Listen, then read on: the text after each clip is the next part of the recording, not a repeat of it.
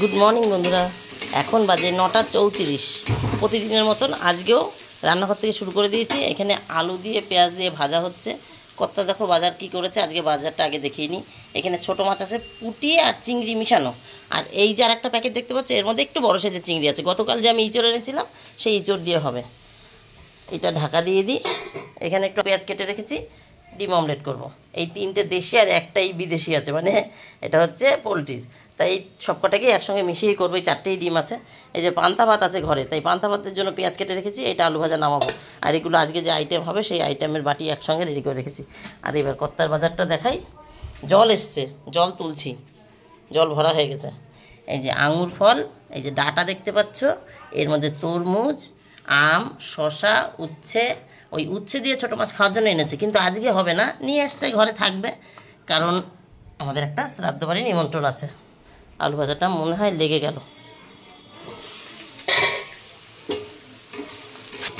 একটা শ্রাদ্ধ বাড়ি নিমন্ত্রণ আছে আজকে দুপুরে আমাদের।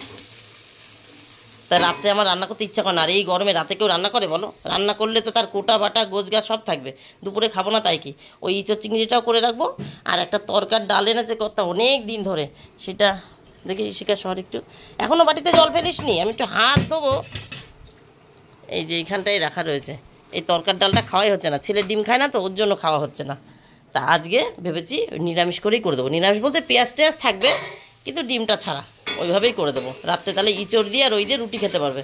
কর্তা বলেছে তরকার ডাল দিয়ে রাত্রে ইঁচড় খাবে, এই রাত্রে রুটি খাবে। ওই মাসি চলে এসছে, মাসিকে নিয়ে চিন্তা করছিলাম। মাসি চলে এসছে গতকাল মাসি আসেনি। মাসির ছোটো মেয়ের শ্বশুর মারা গেছে, সেখানে গেছিলো। বলেছিল আজকে আসবে, চলে এসছে। আমার সেই আজকে মাংস না, আজকে ছোটো মাছ, একটু কষ্ট করে কাটো। তাহলে বন্ধুরা আবার পরে আসছি। ও নমস্কার বন্ধুরা, আমি সময় সংসারে তোমাদের সকলকে স্বাগত। তাহলে বন্ধুরা খাওয়া দাওয়াটা মিটে যাক।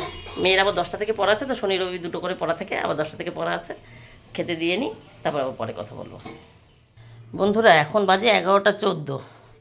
সকালের খাওয়া দাওয়ার পর এঁঠো কাটা মুছে কড়াইটরে মেজে রেখে আসলাম। ছেলে তো ডিম খায় না, ডিমের কড়াইতে কিছুই রান্না করা যাবে না। তো এই যে আবার একটু আম কেটে নিয়ে এসেছি। ভাবলাম কোটা কাটা শুরু করব, তাহলে জামাকাপড় কটা একটু তুলে যাই, রোদ্দুরের মধ্যে থাকবে। আর ছাদেই যখন যাচ্ছি তাহলে আমটা একটু রোদ্দুরে দিয়ে যাই। তার হচ্ছে ব্যাপার, আমটা রোদ্দুরে দিতে আসছি, সবজি কাটবো। আবার এইদিকে ওই যে কী বলে ওটার কী ডাল, তরকার ডাল করব। এবার সেই ডালটা তো আবার রাখতে হয়, সেই ডালটা তো আবার একটু ভিজিয়ে রাখতে হয়। তা মনে করলাম যে ভিজাতে তো ভুলে গেছি, তাহলে সামান্য একটু গরম জল করি। একটু গরম জল করে ডালটা ভিজিয়ে রেখে আম কটা কেটেছি। এখন আম কেটে ছাদে আসলাম, জামাকাপড় তুলবো, ওপরে ঝাড় দেবো, নিচে যাব, ফ্যান চালিয়ে বসে ইঁচড় কাটবো। ইঁচড় রান্না বসাবো যখন, তখন ওই পাশে ডালটা সিটি মারবো। এতক্ষণ গরম জলের মধ্যে ঢাকা দেওয়া রয়েছে। দেখি যদি হয়, একটা জায়গায় 2টো সিটি মারবো, হয়ে যাবে আশা করি। ঠিক আছে, মানে সিদ্ধটা হয়ে যাবে আর কি, তাই বলছি। ঠিক আছে, এবার জামাকাপড়টা তুলে ফেলি। রোদে বেশিক্ষণ দাঁড়ানো যাবে না, এখানে ছাওয়া থাকলে কেবল রোদেরই সমান যা তাপ আসছে। দেখি এগুলো শুকায় নাকি একদিনে। আজকে একটু পেপার পেতে দিয়েছি, আগের দিন ওই স্টিলের থালার মধ্যে দিয়েছিলাম তো, যেই রোদ লাগছে নুন দেওয়া আর জল গলছে, আর থালার মধ্যে জল রয়ে গেছিলো। পরে আবার এই দুপুরের পরে যখন মেয়ে এসেছিলো, তখন আবার বুদ্ধি করে এসে মেয়ে বললো যে মা শুকায়নি, তারপরে আবার পেপারের মধ্যে দিয়েছি। আজকেও একবারেই দিয়েছি থালার মধ্যে পেপার দিয়ে। পেপারটা পুরো ভিজে যাবে, এখানে গেছেও মনে হচ্ছে। তা ভিজলো, পেপারটা ভিজবে রোদে শুকাবে, পেপারটা ভিজবে রোদে শুকাবে, তাও শুকানোর চান্স আছে। স্টিলের থালার মধ্যে জলটা শুকাতে চাচ্ছিল না। আচ্ছা বন্ধুরা, এবার জামাকাপড়টা তুলে নিই, আর পরে দেখা করছি। বন্ধুরা চলে এসেছি ডাক্তারকে দেখাতে। তোমাদেরকে হয়তো বলা হয়নি, চেম্বারে বসে রয়েছি। জলি একটু দোকানে গেছে, ভেতরে পেশেন্ট আছে, ও বেরিয়ে আসলে আমি দেখাবো। বন্ধুরা এখন বাজে 2:26। ওই যে তোমাদের দেখালাম, ডাক্তার দেখাতে গেছিলাম, ওখান থেকে এসে রান্না করেছি। মানে ইঁচড় কেটে ইঁচড় সেদ্ধ বসিয়েছি, আর ওপাশে ওই তরকার ডাল হবে বললাম, সে ডালও সেদ্ধ বসিয়েছি। মেয়ে এসে ঠাকুর চান করে চন্দন পড়িয়ে গেছে, তাই কাজ করতে করতে একটু কথা বলিনি। তা ওই এসে দুপাশে 2 জায়গায় না, ইঁচড়টা সেদ্ধ করে রেখে গেছি, আর ওইটা কুকারে দিয়ে রেডি করে রেখে গেছি, ওইটা সেদ্ধ করিনি। যে এসে ইঁচড়টা যখন বসাবো তখন সেদ্ধ বসাবো ওই পাশে। তা যাই হোক, ওখান থেকে এসে 2টো তরকারি করলাম। এখন খাবো না, রাত্রেবেলা রুটি আসবে, রুটির সাথে খাওয়া হবে। কর্তা আজকে বলেছে, শুধু তরকা করতে বলেছিল, তা আমি আবার একটু ইঁচড়ও করলাম, ইঁচড়টা বেশি করে করেছি, কথা সেটা এখনও জানে না। আজকের জন্য আলাদা ছোট্ট বাটিতে একটু তুলে রেখেছি, আগামীকাল খাবো। এক ইঁচড় কবার রান্না করব, আগামীকাল খাবো, বড় গাবলায় করে রেখে দিয়েছি, ওটা ফ্রিজে ঢুকিয়ে দেবো, ঠান্ডা হোক, তারপর আগামীকাল একটু গরম করেই খাই, আর যে করে খাই খেয়ে নেবো, বুঝছো। আগামীকালের রান্না আমার একটু হালকা থাকবে। তাহলে এখন পুজোটা দিই, কর্তা এসে বসে রয়েছে, বলছে কি তুই যাবি না, তুই এই তো এখনও রান্না করছিস। আমি বললাম আমি যাবো না, তুমি যাও, তুমি ছেলে মেয়ে নিয়ে যাও, আমি এরকম বলে দিয়েছিলাম। তো বলছি মা একই কথা, যাবি না কেন? তুমি তো আমাকে সময় দিলে না, এই তো ডাক্তার দেখে আসলাম, দেখলাম ওই পায়ের ব্যথার জন্য ডাক্তারের কাছে গেছিলাম। এই ডাক্তারবাবু ওই শিরার ডাক্তার, ইনি খুব ভালো, উনি তো হাড়ের ডাক্তার ছিলেন।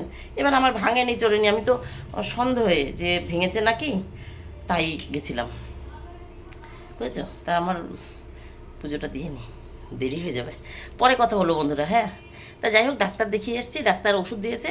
এই ডাক্তার ওষুধ আমি আগে একবার খেয়েছিলাম, ভালো ছিলাম, তারপরে ভুলে গেছি যে এনাকে দেখিয়ে ভালো আছি, মাঝে ওষুধ বন্ধ হয়ে গেছিলো। এখন আবার কথা বললো তুই আগে এক্স রে করার আগে তুই আগে শিরা ডাক্তার দেখিয়ে আয়, আজকে আসবে দুপুরবেলা। আমি ভালো যাই দেখি এসে, ওই দেখা থেকে একটু লেট হয়ে গেছে।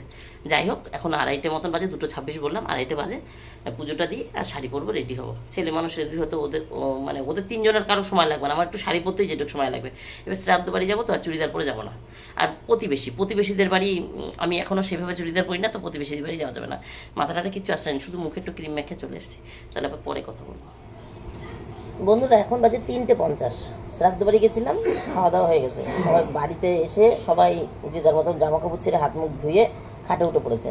আমি কাপড়টা ছাড়িনি, ভেবেছি তোমাদের সাথে একটু গল্প করে নিই, তারপরে সুযোগ পেলে 2-1 রিলস করা যাবে। এমনিতে তো সাজগোজ করা হয় না আমার, কোথাও গেলেই তখন একটু সাজগোজ করা হয়। যাই হোক, ওই ডাক্তারের কাছে গেছিলাম, ওই যে এক্স রে করবো বলছিলাম, তা তোমাদেরকে রান্নাটাও দেখায়নি, কিছু সময় পাইনি, কি করে দেখাবো। ছাদ থেকে নামলাম, ইঁচড় কাটতে বসেছি, ইঁচড় কাটতে কত কম সময় লাগে বলো, একা হাতে ছাড়িয়েছি, মেয়ে তো গেছিলো পড়তে। ইঁচড় ছাড়িয়ে সেদ্ধ বসিয়ে দিয়ে চুল বেঁধেছি, শাড়ি পরেছি, এই পাশেরটা কুকারের মধ্যে রেডি করেছি, ধুয়ে টুয়ে নুন টুন লঙ্কা চিড়ে দিয়ে রেডি করে রেখেছি। এইটা সেদ্ধ বসিয়েছিলাম না, মানে ডালটা যেটা তরকার ডাল।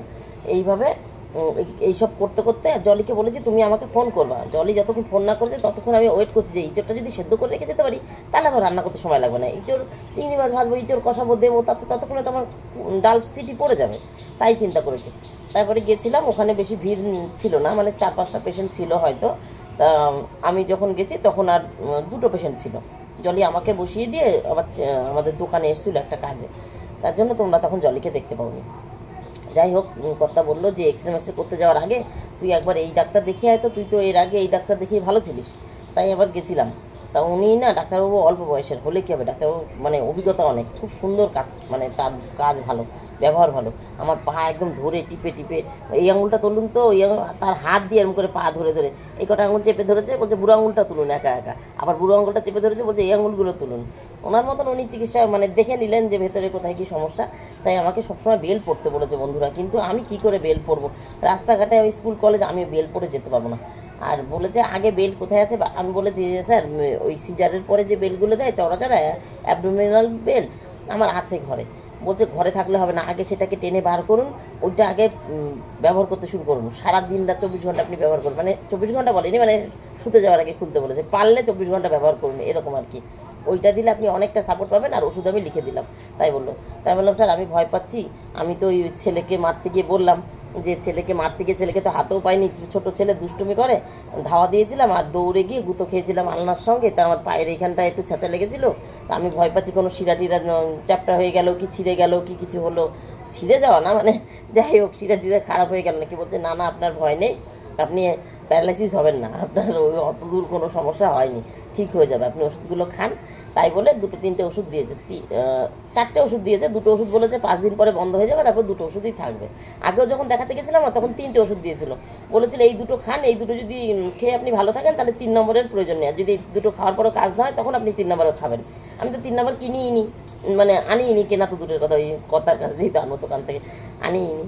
যাই হোক বন্ধুরা, এই হলো ঘটনা, তার জন্য তোমাদের সঙ্গে আর কথা বলতে পারিনি। এক ফাঁকে রান্নাটা দেখিয়ে দেবো, রান্না করে রেখে গেছি, কেউ তো খাইনি, ছুঁয়েও নি তরকারি, কারণ আমরা তো শ্রাদ্ধ বাড়ি গেছিলাম, ওখানেই খাওয়া দাওয়া হয়েছে।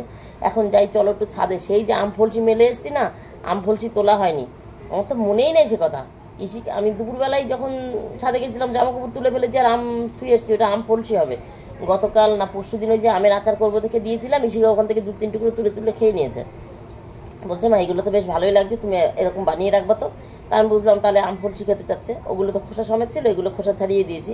তাই আম ফলসি একটু করে রাখবো দেখেই নুন হলুদ মাখিয়ে রোদরে দিয়ে এসেছি। যা রোদ দিয়েছিল আর এখনও তুলিনি, মনে হয় অর্ধেক শুকনো কি বেশি শুকনো হয়ে গেল। চলো তাহলে একটু ছাদে যাই। এই দেখো বন্ধুরা, ছাদে যাই বললাম, ফোনও নিয়ে গেছি কিন্তু আমার মনে নেই, ফোন হাতেই রয়েছে, এদিকে নামিয়ে নিয়ে চলে এসেছি। এই দেখো ভালোই শুকনো হয়েছে, বুঝেছো, ভালোই শুকনো হয়েছে, কোনো রস নেই, হাতে লাগছে না। এই দেখো হাতে লাগছে না, এটা তো হলুদ লেগেছে, কোনো রস নেই। মানে কালকের দিন দিলে অনেকটা কাজ হবে, কিন্তু ব্যাপারটা হচ্ছে কালকে তো স্কুল যাব, এখন কতদূর হবে যাই না। তো এখন ফ্যানের হাওয়ায় রাখি, রাত্রেবেলা সবার সময় পেপারটা ভাঁজ করে ঢাকা দিয়ে দেবো। এ দেখো বন্ধুরা, রান্নাটা একটু দেখিয়ে দিই। এমন সাউন্ড ছোটো রাখবি। এই যে এটা হলো ইঁচড়, এটা বিকালে খাবো আমরা, তার জন্য রেখেছি। আর এই হলো তরকার ডাল। আমি বাড়িতেই প্রথম করলাম তো মনে হচ্ছে একটু হালকা রসালো হয়ে গেছে, একটু, মানে আমি ভেবেছি তো ঠান্ডা হলে টেনে যাবে, তাই মনে করে একটু রস হয়ে গেছিলো। তারপরে দেখছি এখন একটু বেশি রস হয়ে গেছে, মানে থিকনেস আছে, কিন্তু তাও আর একটু শুকালে ভালো হতো। সে যাই হোক, হোমমেড ভালোই হয়েছে। আর এইটা হলো কালকের জন্য, আগামীকালের জন্য তুলে রেখেছি, বুঝেছো। ইঁচড় একবারে বেশি করে নিয়েছি, ঠিক আছে না, সব ঠিক আছে। এই আজকে ভাত হয়নি, আজকে রাতে রুটি আসবে। এই দেখো ফাঁকা মেজে ঘষে বাটি রেখে দিয়েছি। তাহলে বন্ধুরা আজকের মতন আমার গল্প এখানে শেষ। টাটা বাই বাই, তোমরা সবাই ভালো থেকো, সুস্থ থেকো, দেখা হবে নতুন একটা দিন নতুন একটা গল্পের সঙ্গে। রাত্রে রুটি আসবে বলেছি, তরকারি দেখিয়ে দিয়েছি। এই হলো রাতের খাওয়া দাওয়া আজকের মতন। টাটা বাই বাই, তোমরা সবাই ভালো থেকো, সুস্থ থেকো, দেখা হবে নতুন একটা দিন নতুন একটা গল্পের সঙ্গে।